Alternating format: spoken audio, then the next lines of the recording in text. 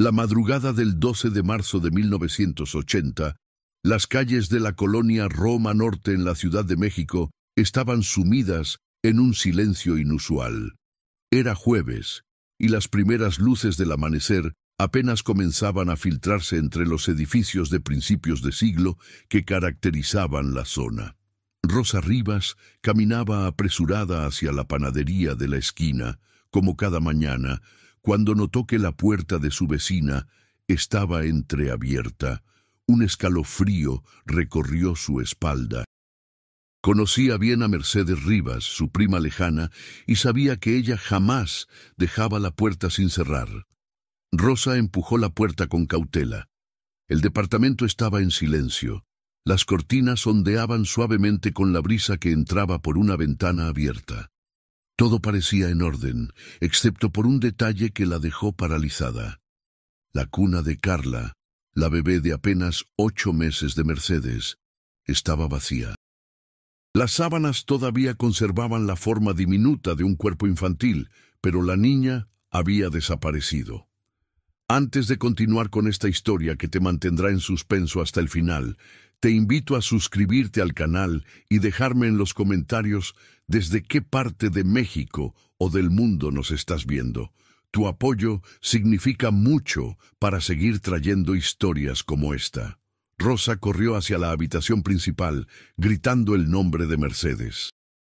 La encontró en el suelo, inconsciente, con un golpe visible en la cabeza. Junto a ella había un frasco de pastillas para dormir volcado. Rosa se arrodilló temblando, buscando el pulso de su prima. Estaba viva, pero apenas respiraba. Sin perder tiempo, corrió al teléfono y marcó a la Cruz Roja y luego a la policía judicial. Los paramédicos llegaron en menos de 20 minutos. Mientras llevaban a Mercedes en camilla hacia la ambulancia, los agentes judiciales comenzaron a inspeccionar el departamento. El comandante Arturo Solís, un hombre de mediana edad con bigote espeso y mirada calculadora, tomó las primeras declaraciones de Rosa en la sala. ¿Cuándo fue la última vez que vio a la señora Rivas y a la bebé?, preguntó Solís, tomando notas en una libreta gastada. Ayer por la tarde, respondió Rosa, secándose las lágrimas con un pañuelo arrugado. Mercedes me saludó desde su ventana cuando yo regresaba del mercado. La niña estaba en sus brazos, sonriendo como siempre. Todo parecía normal. La señora Rivas tiene esposo, familia cercana. Rosa negó con la cabeza. Es madre soltera. El padre de Carla nunca reconoció a la bebé. Mercedes trabaja de secretaria en una oficina del centro. Es una mujer reservada, casi no tiene amigos. Solo yo, que soy su prima. El comandante Solís caminó hacia la ventana abierta. Era una ventana baja que daba a un callejón oscuro. No había señales de forcejeo ni de entrada violenta. Todo indicaba que alguien con conocimiento del lugar había entrado y salido sin hacer ruido. En la cocina encontraron 2 tazas de café todavía tibias. Una tenía marcas de labial rojo, la otra ninguna. Mercedes despertó 3 días después en el Hospital General. Cuando abrió los ojos, lo primero que hizo fue preguntar por su hija. Los médicos trataron de calmarla, pero ella comenzó a gritar y a intentar levantarse de la cama. Rosa estaba a su lado, sosteniéndole la mano con fuerza. Tranquila, Mercedes. La policía está haciendo todo lo posible, le dijo Rosa, aunque en su corazón sabía que las primeras 72 horas ya habían pasado. ¿Qué me pasó?, preguntó Mercedes, tocándose la venda en la cabeza. Su voz era ronca, quebrada por el llanto contenido. Te golpearon. Encontraron pastillas. Los médicos dijeron que te drogaron. Mercedes cerró los ojos, tratando de recordar. Las imágenes llegaban fragmentadas, borrosas.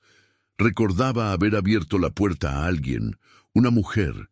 Recordaba el aroma del café, una conversación que ahora le parecía irreal. Luego, nada. Un vacío negro y absoluto. El comandante Solís la visitó esa misma tarde. Se sentó junto a la cama y sacó su libreta. «Señora Rivas, necesito que me cuente todo lo que recuerde de esa noche». Mercedes respiró profundo. Tocaron a la puerta como a las 11 de la noche. Era una mujer. Dijo que era enfermera del Seguro Social, que venía a hacer una revisión de rutina para el programa de salud infantil. Llevaba uniforme blanco y un maletín. Parecía legítima. ¿La había visto antes? No, pero me mostró una credencial. Yo estaba cansada. Carla había llorado toda la tarde. No sospeché nada. ¿Qué pasó después? Me ofreció un café. Dijo que sería rápido, que solo necesitaba pesar y medir a Carla. Yo acepté. Preparé café para las dos. Recuerdo que hablamos de cosas sin importancia, de cómo cuidar a los bebés, de vacunas. Luego todo se volvió confuso. Sentí mucho sueño. Traté de mantenerme despierta, pero no pude. Lo último que recuerdo es ver a esa mujer sosteniendo a Carla, y luego desperté aquí. Solís escribió cada palabra con cuidado. Necesito que me describa a esa mujer con el mayor detalle posible. Mercedes cerró los ojos, concentrándose. Era alta, tal vez de unos 35 años, cabello castaño corto, rostro delgado, tenía un lunar pequeño cerca de la boca, sus manos... Tenía las manos grandes, con las uñas pintadas de rosa pálido. Hablaba con acento del norte, creo que de Sonora o Chihuahua. La investigación comenzó con urgencia. Se distribuyeron volantes por toda la colonia Roma, Condesa y el centro histórico. La fotografía de Carla, una bebé de ojos grandes y cabello oscuro, apareció en los periódicos Excelsior y El Universal. La televisión nacional transmitió la noticia durante varios días. Cientos de personas llamaron diciendo haber visto a bebés parecidos, pero ninguna pista condujo a nada concreto. Mercedes regresó a su departamento 2 semanas después. El lugar se sentía vacío, hostil. Cada rincón le recordaba a su hija. La cuna seguía en su lugar, con las sábanas exactamente como las había dejado la policía. Mercedes pasaba las noches sentada junto a ella, esperando escuchar el llanto de Carla, sabiendo que nunca llegaría. Rosa se mudó temporalmente con ella. No podía dejarla sola. Mercedes había dejado de comer. Apenas dormía. Sus ojos, antes llenos de vida, ahora parecían pozos oscuros de dolor y culpa. «¿Por qué le abrí la puerta?», repetía Mercedes cada noche. «¿Por qué confié en ella?». «No es tu culpa», le decía Rosa, aunque sabía que esas palabras no aliviaban nada. Pasaron los meses. La investigación se enfrió. El comandante Solís siguió trabajando en el caso, pero sin nuevas pistas, las posibilidades se reducían. Entrevistó a todos los vecinos, revisó registros de hospitales y clínicas, incluso investigó redes de tráfico de bebés que operaban en la Ciudad de México en esa época. Nada. Mercedes volvió a su trabajo en la oficina, pero era una sombra de la mujer que había sido. Sus compañeros la trataban con una mezcla de lástima y incomodidad. Nadie sabía qué decirle. Las conversaciones se detenían cuando ella entraba a una habitación. Una tarde de julio, 6 meses después de la desaparición, Mercedes recibió una llamada anónima en su oficina. Era una voz de mujer, distorsionada, que apenas podía escucharse por la estática. «Tu hija está bien. No la busques más. Está con una familia que puede darle lo que tú nunca podrías». Mercedes sintió que el suelo se movía bajo sus pies. «¿Quién eres? ¿Dónde está mi hija? Devuélvemela». La línea se cortó. Mercedes llamó inmediatamente al comandante Solís. Él ordenó rastrear la llamada, pero había sido hecha desde un teléfono público en la colonia Narvarte. Para cuando llegaron los agentes, no había nadie. Esa llamada cambió algo en Mercedes. Le dio una chispa de esperanza, por dolorosa que fuera. Su hija estaba viva, alguien la tenía, y ella no descansaría hasta encontrarla. Comenzó su propia investigación. Cada fin de semana recorría mercados, parques, escuelas, llevaba la foto de Carla en su bolso y se la mostraba a cualquiera que quisiera verla. Rosa la acompañaba cuando podía, tratando de mantener viva su propia esperanza.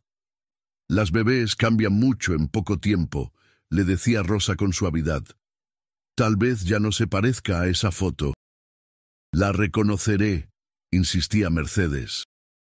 Una madre siempre reconoce a su hija. En 1982, 2 años después de la desaparición, Mercedes conoció a Beatriz Sánchez, otra madre cuyo hijo había desaparecido en circunstancias similares. Se encontraron en una reunión de familias de desaparecidos que se realizaba en la parroquia de San Hipólito. Beatriz le contó que su hijo de 2 años había sido llevado del jardín de su casa en la colonia Polanco por una mujer que se presentó como trabajadora social. También había ofrecido café. También había pastillas. «Es la misma mujer», dijo Mercedes, sintiendo cómo la rabia y el dolor se mezclaban en su pecho. Juntas, Mercedes y Beatriz comenzaron a documentar casos similares. Descubrieron un patrón. Entre 1978 y 1981, al menos 15 niños habían desaparecido en diferentes colonias de la Ciudad de México. Todos los casos involucraban a mujeres que se presentaban como enfermeras, trabajadoras sociales o maestras. Todas ofrecían bebidas. Y en todos los casos, los padres recordaban haber sido drogados. Con esta información, volvieron a la policía judicial, pero el sistema estaba colapsado. Los años 80 trajeron crisis económica, devaluaciones, y los recursos para investigar desapariciones de menores eran limitados. El nuevo comandante a cargo del caso, después de que Solís fuera transferido, apenas les dedicó 20 minutos. «Señoras, hacemos lo que podemos. Pero sin pistas concretas, sin testigos, no hay mucho que podamos hacer». Mercedes salió de esa oficina con el corazón roto pero no vencida. Si las autoridades no harían nada, ella continuaría sola.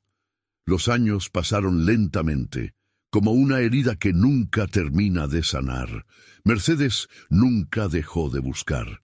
En 1985, el terremoto que devastó la Ciudad de México pareció romper lo poco que quedaba de su esperanza. Mientras ayudaba en los rescates, pensaba constantemente en Carla. ¿Habría sobrevivido? ¿Estaría entre los escombros? Rosa trató de convencerla de que siguiera adelante con su vida. «Mercedes, han pasado 5 años. Tal vez sea momento de...» «No», la interrumpió Mercedes con firmeza. «Nunca será momento de olvidar». En 1990, 10 años después de la desaparición, Mercedes cumplió 40 años. Una década entera buscando a su hija. Había envejecido prematuramente. Su cabello mostraba canas abundantes, y su rostro llevaba las marcas profundas de la tristeza y el insomnio. Pero seguía llevando la foto de Carla en su bolso. Seguía preguntando, seguía esperando. La década de los 90 trajo cambios tecnológicos. Las computadoras comenzaron a usarse en las investigaciones policiales. Se crearon bases de datos. Mercedes vio en esto una nueva oportunidad. Visitó la Procuraduría General de Justicia y solicitó que el caso de Carla fuera ingresado en estos nuevos sistemas. Un joven agente, recién graduado de la academia, se interesó en su caso. Se llamaba Roberto Fuentes y había estudiado criminología en la Universidad Autónoma. Revisó todo el expediente, que para entonces tenía cientos de páginas. «Señora Rivas», le dijo en una reunión a finales de 1992, «he estado estudiando su caso y los patrones que usted documentó con la señora Sánchez. Creo que podríamos estar ante una red organizada de tráfico de menores. Pero necesitamos más información. ¿Estaría dispuesta a trabajar conmigo?» Por primera vez en años, Mercedes sintió algo parecido a la esperanza. Roberto Fuentes era diferente a los otros policías. Era meticuloso, obsesivo con los detalles. Comenzó a conectar casos que habían sido archivados por separado. Descubrió que muchos de los niños desaparecidos habían sido reportados vistos en estados del norte: Sonora, Chihuahua, Coahuila. Algunas familias habían recibido llamadas similares a la que recibió Mercedes, siempre con el mismo mensaje: los niños estaban bien, con familias que podían cuidarlos mejor. Esto sugiere que las adopciones ilegales terminan principalmente en el norte, explicó Roberto a Mercedes en su oficina improvisada en el sótano de la Procuraduría. Probablemente familias con dinero que no pueden tener hijos propios y están dispuestas a pagar cualquier precio. «¿Entonces mi hija está viva?», preguntó Mercedes con la voz temblando. «Es probable. Estos grupos no lastiman a los niños, los venden. Son mercancía valiosa para ellos». La palabra mercancía atravesó a Mercedes como un cuchillo. Su bebé, su Carla, reducida a un objeto de comercio. En 1994, Roberto logró infiltrar a un agente encubierto en una red de adopciones ilegales que operaba entre Ciudad de México y Monterrey. La operación duró 8 meses. Al final, detuvieron a 6 personas, incluyendo a una abogada, un médico y 2 enfermeras. Durante los interrogatorios, una de las enfermeras confesó haber participado en el robo de bebés a finales de los años 70 y principios de los 80. Mercedes fue llamada a identificarla. Cuando entró a la sala de reconocimiento, sus piernas casi cedieron. La mujer tenía ahora cerca de 60 años, con cabello gris y arrugas profundas. Pero Mercedes la reconoció. Era la misma mujer que había entrado a su casa aquella noche de 1980, el mismo lunar cerca de la boca, las mismas manos grandes. «Es ella», dijo Mercedes con voz firme pero quebrada por la emoción. «Es la mujer que se llevó a mi hija». La mujer, identificada como Patricia Domínguez, fue acusada formalmente. Durante el juicio, que comenzó en 1995, se revelaron detalles escalofriantes.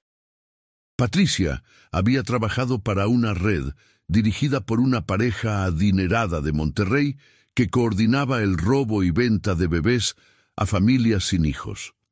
Los bebés eran llevados al norte, donde se falsificaban documentos y se presentaban como hijos biológicos de las familias compradoras. El precio por cada bebé variaba entre $50,000 y $200,000, dependiendo de la edad y características físicas.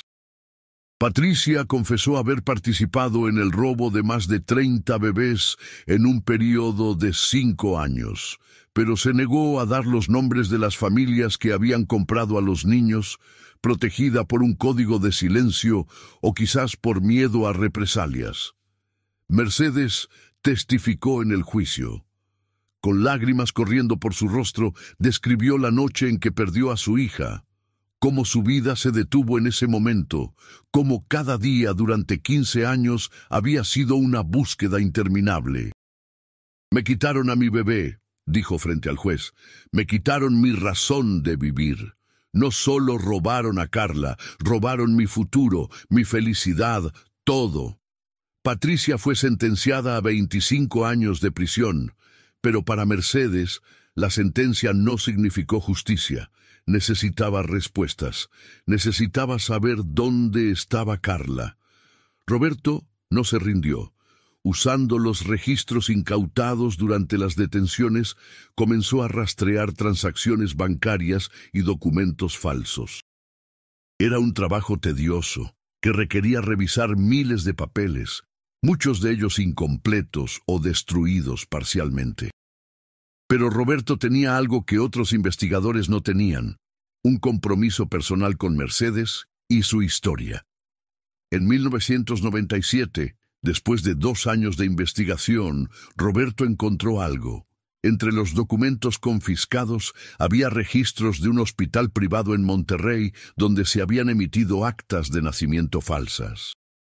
Una de esas actas correspondía a una niña nacida supuestamente el 8 de marzo de 1980, 4 días antes de la desaparición de Carla.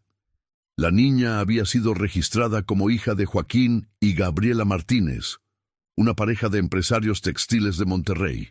«Es una coincidencia muy grande», le dijo Roberto a Mercedes.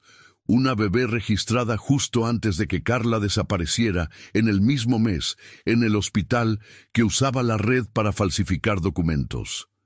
«¿Qué hacemos?», preguntó Mercedes, sintiendo cómo el corazón le latía con fuerza. «Necesitamos una orden judicial para investigar. No será fácil. Los Martínez son gente influyente en Monterrey, pero lo intentaremos». Los siguientes 2 años fueron una batalla legal agotadora. Los abogados de la familia Martínez argumentaron que no había evidencia suficiente para justificar una investigación. Presentaron documentos que supuestamente probaban que Gabriela Martínez había estado embarazada y dado a luz en ese hospital. Tenían fotografías, testigos, registros médicos completos. Pero Roberto no se dejó intimidar. Solicitó análisis forenses de los documentos. Los expertos determinaron que algunos de los registros médicos habían sido alterados, con fechas modificadas y firmas falsificadas. Era suficiente para obtener una orden judicial. En el año 2000, 20 años después de la desaparición de Carla, Roberto viajó a Monterrey, acompañado de Mercedes. La orden judicial les permitía solicitar una prueba de ADN de Valeria Martínez, la joven que había sido registrada como hija de Joaquín y Gabriela. Valeria tenía ahora 20 años. Era estudiante de arquitectura en el Tecnológico de Monterrey, una joven brillante con toda una vida por delante. Cuando los agentes llegaron a su casa en San Pedro Garza García, uno de los suburbios más exclusivos de Monterrey, Valeria estaba estudiando en su habitación. Gabriela Martínez abrió la puerta con rostro desencajado. «¿Qué significa esto? ¿Por qué vienen a molestar a mi familia?». Roberto mostró la orden judicial. «Señora Martínez, necesitamos que su hija se someta a una prueba de ADN. Es parte de una investigación sobre adopciones ilegales. Mi hija no fue adoptada. Yo la di a luz. Tengo todos los documentos. Los documentos están bajo sospecha de ser falsos. La prueba de ADN aclarará todo». Gabriela quiso cerrar la puerta, pero Joaquín apareció detrás de ella. Era un hombre de cerca de 60 años, con cabello canoso y expresión severa. Miró a Roberto, luego a Mercedes, que estaba de pie detrás de la gente, con el rostro pálido y las manos temblando. «Dejen que Valeria decida», dijo Joaquín finalmente. «Es mayor de edad. Que ella decida si quiere hacerse la prueba». Valeria bajó las escaleras. Era alta, de cabello oscuro y ojos grandes. Mercedes sintió que el mundo se detenía. Era como ver un espejo del pasado, como verse a sí misma a los 20 años. Los mismos rasgos, la misma forma de la cara, hasta la manera de caminar era similar. «¿Qué está pasando?», preguntó Valeria, mirando confundida a sus padres y luego a los extraños en su puerta. Roberto le explicó la situación con la mayor delicadeza posible. Valeria escuchó en silencio, su rostro cambiando de confusión a shock y finalmente a incredulidad. «Eso es imposible», dijo finalmente. «Mis padres son mis padres. Yo nací aquí. Tengo fotos de bebé. Todos esos documentos pueden ser falsos», interrumpió Roberto suavemente. «La única manera de estar seguros es con la prueba de ADN». Valeria miró a su madre. Gabriela tenía lágrimas en los ojos, pero no dijo nada. Joaquín se acercó a su hija y le puso una mano en el hombro. «Hazlo», dijo con voz ronca. «Si es la verdad, tenemos que saberla». La prueba de ADN se realizó esa misma tarde en un laboratorio certificado. Tomaron muestras de Valeria y de Mercedes. El proceso tomaría 2 semanas. Fueron las 2 semanas más largas en la vida de ambas mujeres. Mercedes regresó a Ciudad de México y esperó. No podía dormir, apenas comía. Rosa estaba con ella constantemente, tratando de mantenerla calmada y positiva. ¿Y si no es ella?, preguntaba Mercedes cada noche. ¿Y si después de 20 años, después de todo esto, no es mi Carla? Y si lo es, respondía Rosa, habrás encontrado a tu hija, habrás ganado. En Monterrey, Valeria tampoco podía dormir. Su mundo se había derrumbado en cuestión de horas. Todo lo que sabía sobre sí misma, sobre su identidad, estaba en duda.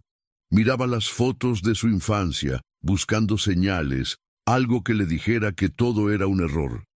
Pero mientras más miraba, más preguntas surgían. ¿Por qué no había fotos de su madre embarazada? ¿Por qué todas las fotos de bebé comenzaban cuando ella tenía cerca de 1 año? ¿Por qué nunca había conocido a abuelos maternos o paternos de parte de su madre? Confrontó a Gabriela una noche, 2 días después de la prueba. Mamá, dime la verdad. ¿Soy tu hija biológica? Gabriela rompió en llanto. Eres mi hija en todo sentido. Te he criado, te he amado, he estado contigo en cada momento de tu vida. Eso no responde mi pregunta. Gabriela se secó las lágrimas. Tu padre y yo no podíamos tener hijos. Intentamos durante años. Fue devastador. Luego conocimos a alguien que nos ofreció una solución. Nos dijeron que había bebés que necesitaban hogares, que sus madres no podían cuidarlos. Pagamos dinero, mucho dinero. Pensamos que estábamos haciendo algo bueno, dándole una vida mejor a un bebé que de otra manera sufriría. ¿Sabías que me habían robado? No, nunca. Nos dijeron que tu madre biológica había firmado papeles, que había renunciado a ti voluntariamente. Si hubiéramos sabido, ¿qué habrías hecho?, preguntó Valeria con voz dura. ¿Me habrías devuelto? Gabriela no respondió. No sabía la respuesta. Los resultados llegaron 2 semanas después. Roberto llamó a Mercedes a las 9 de la mañana. Ella tomó el teléfono con manos temblorosas. Mercedes, tengo los resultados. Dime, es un match perfecto. Valeria Martínez es Carla Rivas. Es tu hija. Mercedes dejó caer el teléfono y se derrumbó en el suelo sollozando. Rosa corrió hacia ella, abrazándola mientras ambas lloraban. 20 años de búsqueda, 20 años de dolor, finalmente tenían una respuesta. Carla estaba viva. En Monterrey, Valeria recibió la noticia al mismo tiempo. Se encerró en su habitación durante horas. No era Valeria Martínez, era Carla Rivas. Toda su identidad había sido construida sobre una mentira. Sus padres, las personas en las que había confiado toda su vida, habían participado en su robo, consciente o inconscientemente. Joaquín y Gabriela fueron arrestados. Durante el interrogatorio, Joaquín admitió que habían pagado $200,000 por Valeria en 1980. Insistió en que les habían asegurado que todo era legal, que los documentos eran legítimos. Pero los registros bancarios mostraban que el pago había sido hecho a una cuenta offshore asociada con la red criminal. Había suficiente evidencia para procesarlos. Mercedes quería ver a su hija. Roberto arregló un encuentro en un lugar neutral, una oficina del Ministerio Público en Monterrey. Mercedes viajó con Rosa, nerviosa y emocionada al mismo tiempo. Cuando entró a la sala y vio a Valeria sentada en una silla, todo su cuerpo tembló. Era su bebé, su Carla, ahora convertida en una mujer hermosa. Mercedes quiso correr hacia ella, abrazarla, pero se contuvo. Podía ver en los ojos de Valeria confusión, enojo, miedo. «Hola», dijo Mercedes con voz suave, sentándose frente a ella. «Sé que esto es difícil para ti. No puedo imaginar lo que estás sintiendo, pero quiero que sepas que te he buscado cada día durante 20 años. Nunca dejé de amarte, nunca te olvidé». Valeria la miró en silencio por un largo momento. «No sé quién eres», dijo finalmente.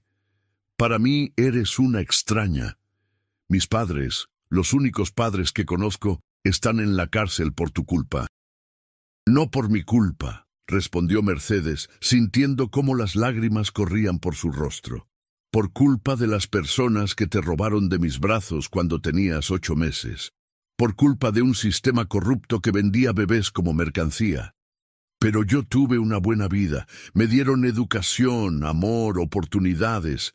¿Qué me habrías dado tú? La pregunta dolió más que cualquier golpe físico. Mercedes respiró profundo. Te habría dado amor incondicional. No habría sido una vida de lujos, pero habría sido honesta. Habrías sabido quién eres realmente. Valeria se levantó. Necesito tiempo. Esto es demasiado. Mercedes asintió, entendiendo. No podía forzar una relación después de 20 años de separación. Solo podía esperar.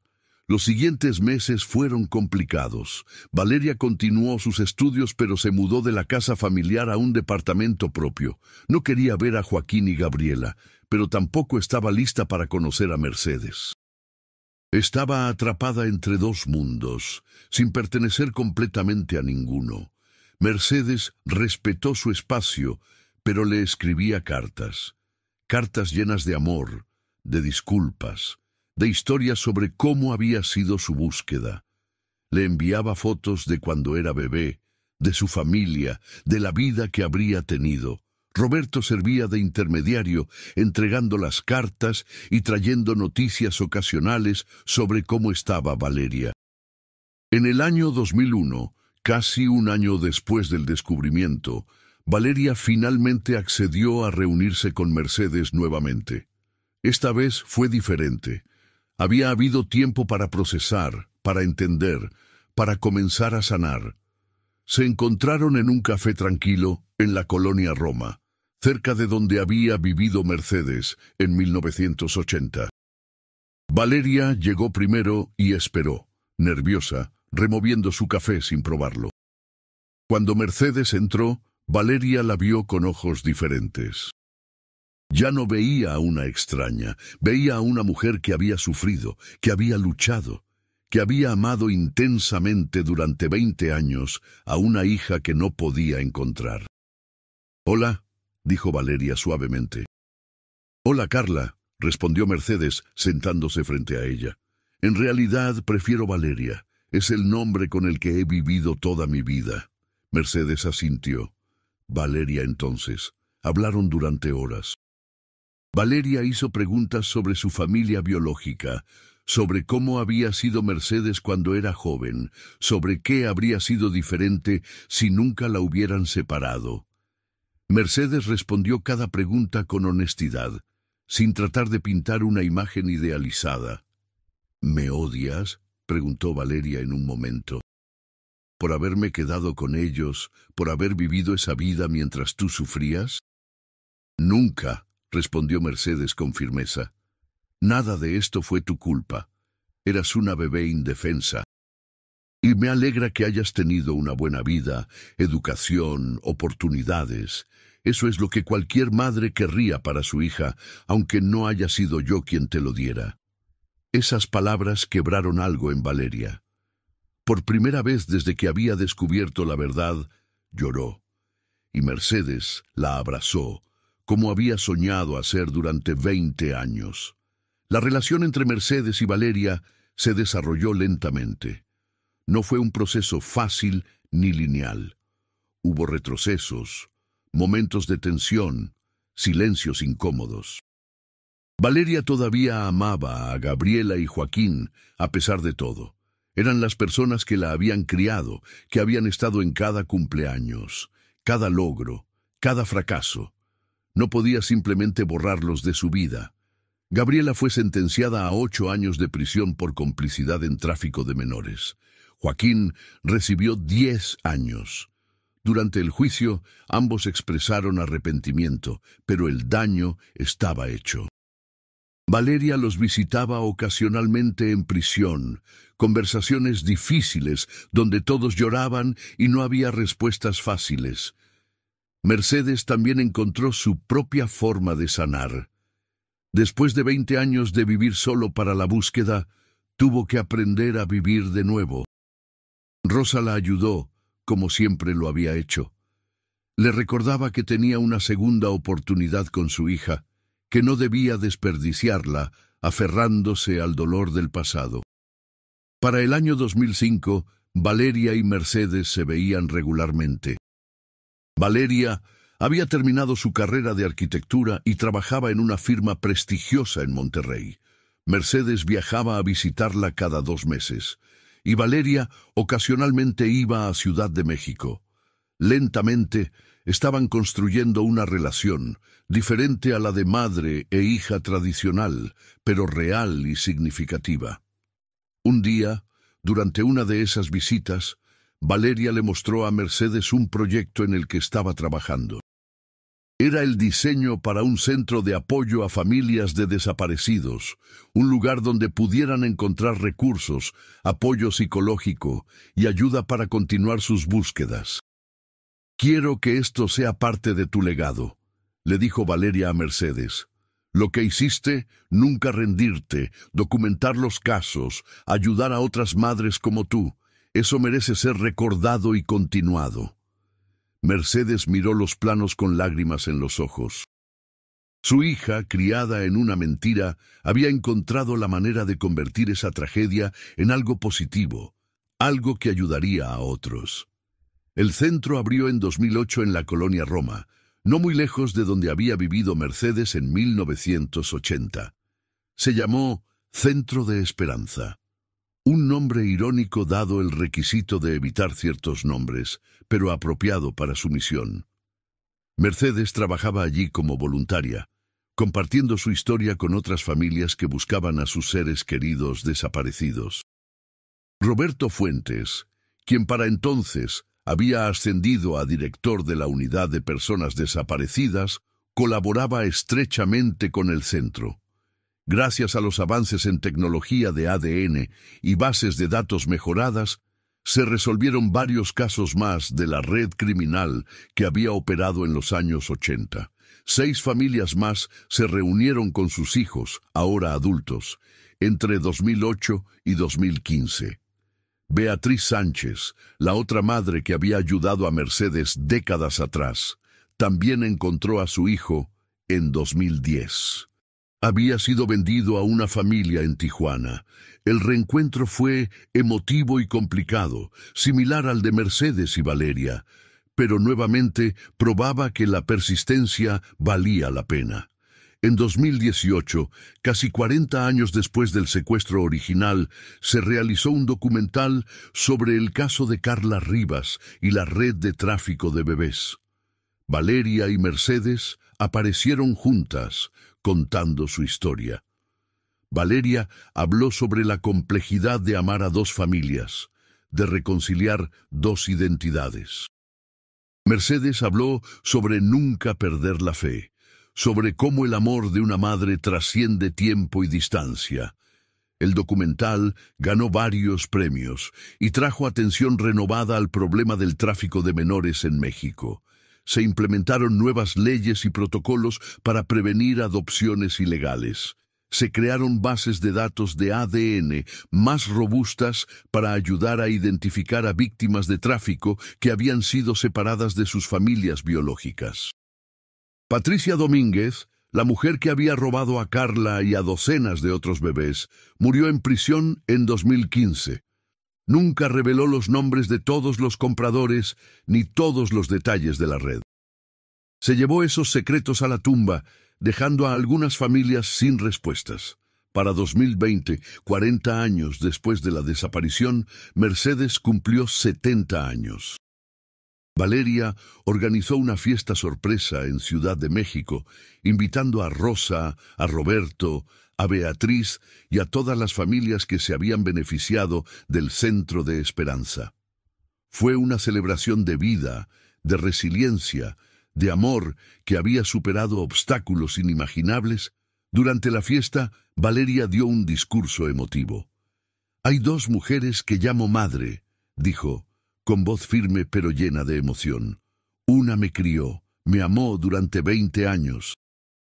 La otra nunca dejó de buscarme, nunca dejó de amarme, incluso cuando no sabía si estaba viva.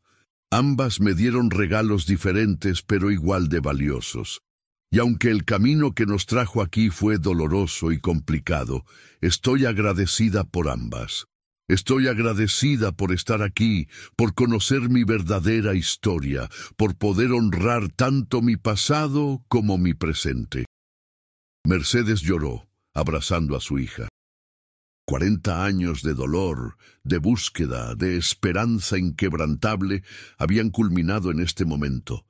No había sido el final de cuento de hadas que había imaginado cuando Carla era bebé, pero era real, era honesto y era suficiente. Rosa, ahora anciana pero todavía fuerte, tomó la mano de Mercedes. «Lo lograste», le susurró. «Nunca te rendiste y lo lograste». El legado de Mercedes continuó mucho después de esa noche. El Centro de Esperanza ayudó a reunir a más de 50 familias en la siguiente década. Los protocolos de ADN que se habían implementado gracias a casos como el de Carla salvaron a innumerables niños de destinos similares. Y la historia de una madre que nunca se rindió inspiró a generaciones de familias que enfrentaban tragedias similares. Gabriela fue liberada de prisión en 2009 después de cumplir su sentencia. Joaquín salió en 2011. Valeria les permitió volver a entrar lentamente en su vida, pero las cosas nunca fueron como antes. Había perdón, pero también había cicatrices que nunca sanarían completamente. Valeria había aprendido a vivir con esa complejidad, a aceptar que el amor y el dolor podían coexistir, que la vida rara vez ofrecía respuestas simples. En 2023, Valeria se casó. Fue una ceremonia pequeña en Monterrey. Mercedes estaba allí, sentada en primera fila junto a Rosa. Gabriela también asistió, sentada en la parte de atrás, respetando el espacio pero presente. Fue un momento simbólico de reconciliación imperfecta pero real. Cuando Valeria y su esposo tuvieron su primer hijo en 2024, le pusieron Carlos, la versión masculina de Carla, en honor a la identidad que nunca llegó a conocer plenamente, pero que definió tanto su historia. Mercedes lloró cuando conoció a su nieto, sosteniendo al bebé en sus brazos y recordando cuando había sostenido a Carla por última vez 44 años atrás. La historia de Carla Rivas y Mercedes no es una historia con un final perfecto. Es una historia de pérdida, de trauma, de sistemas que fallaron y personas que hicieron cosas terribles. Pero también es una historia de amor inquebrantable, de resiliencia extraordinaria, de una madre que nunca dejó de buscar y una hija que aprendió a vivir con una verdad complicada. Hoy, el Centro de Esperanza continúa operando en la colonia Roma. En su entrada hay una placa con los nombres de todas las familias reunidas gracias a su trabajo. El primer nombre en la lista es Carla Rivas, Valeria Martínez, un recordatorio de que la identidad no siempre es simple, que las personas pueden ser más de una cosa a la vez y que el amor verdadero trasciende nombres, tiempo y circunstancias. Mercedes todavía trabaja como voluntaria allí, compartiendo su historia con nuevas familias que comienzan sus propias búsquedas. Les dice que no pierdan la esperanza, que continúen buscando, que el tiempo no borra el amor de una madre. Y cuando comparte su historia, lo hace no solo con dolor, sino también con gratitud. Gratitud por los 40 años que finalmente tuvo con su hija, por los momentos que pudieron compartir, por el nieto que nunca pensó que conocería. La verdad revelada por el ADN después de 40 años no solo identificó a una niña perdida. Reveló la fuerza del amor maternal, la importancia de nunca rendirse y la posibilidad de que incluso las historias más dolorosas puedan encontrar algo parecido a la redención. No es el final feliz de las películas, pero es un final real, honesto y en su complejidad profundamente humano.